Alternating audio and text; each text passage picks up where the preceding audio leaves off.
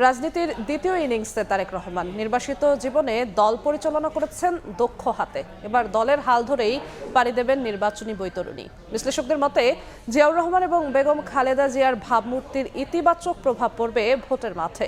দীর্ঘমেয়াদে এর ফলাফল পেতে রাজনৈতিক সংস্কৃতি পরিবর্তনের পরামর্শ তাদের। হাসান ওয়ালির প্রতিবেদন।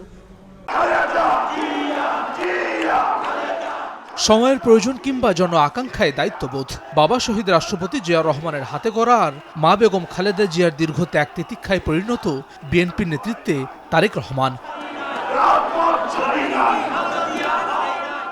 যাত্রাটা সহজ ছিল না। তৃণমূল পর্যায় থেকে তার রাজনীতির হাতে খড়ি। বগুড়ার গাবতলী উপজেলা বিএনপির সদস্য থেকে সিনিয়র যুগ্ম মহাসচিব, সিনিয়র ভাইস চেয়ারম্যান, ভারপ্রাপ্ত চেয়ারম্যান হয়ে নতুন বাস্তবতায় দলের হাল ধরেছেন তারেক রহমান। প্রথমবারের মতো নির্বাচনে লড়ছেন তিনি। স্বাভাবিকভাবেই প্রশ্ন উঠছে, নির্বাচনী বৈতরণী পাড়ি দিতে খালেদা জিয়ার শূন্যতা পূরণে কতটা বেগ পেতে হবে তারেক রহমানকে?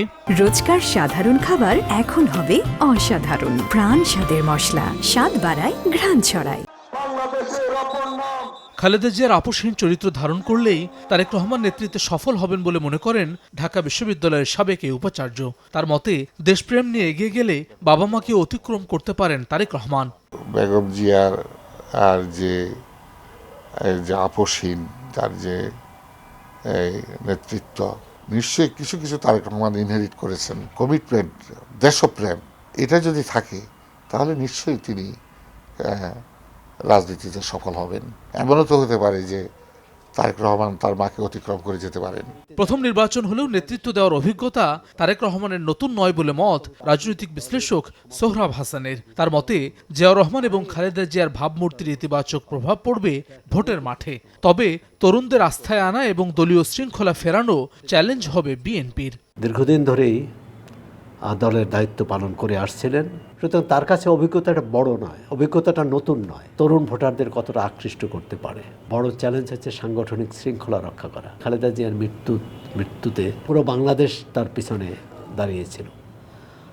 এই ভাবাবেগ, এই আবেগ নতুন নেতৃত্ব যদি কাজে লাগাতে পারে তাহলে অধিক সংখ্যক ভোটারদের তারা আকৃষ্ট করতে পারবে। রাষ্ট্রবিজ্ঞানের শিক্ষক অধ্যাপক সাব্বির আহমেদ মনে করেন, দীর্ঘ নির্বাসিত জীবনে নিজের সঙ্গে বোঝাপড়ায় নতুনত্ব এনেছেন তারেক রহমান। তার মতে তারেক রহমানের ইতিবাচকতা পৌঁছে দিতে হবে দলের অভ্যন্তরেও, পরিবর্তন আনতে হবে রাজনৈতিক সংস্কৃতিতে। খালেদা জিয়ার নেতৃত্বের মধ্যে যে ব্যক্তিগত গুণাবলী, সেটা তো নিশ্চয়ই তার জন্য ইন্সপায়ারিং, তার জন্য উৎসাহব্যঞ্জক। অতীতের যে ধারাবাহিকতা, এটা থেকে একটা ব্রেক দরকার বাংলাদেশের রাজনীতিতে।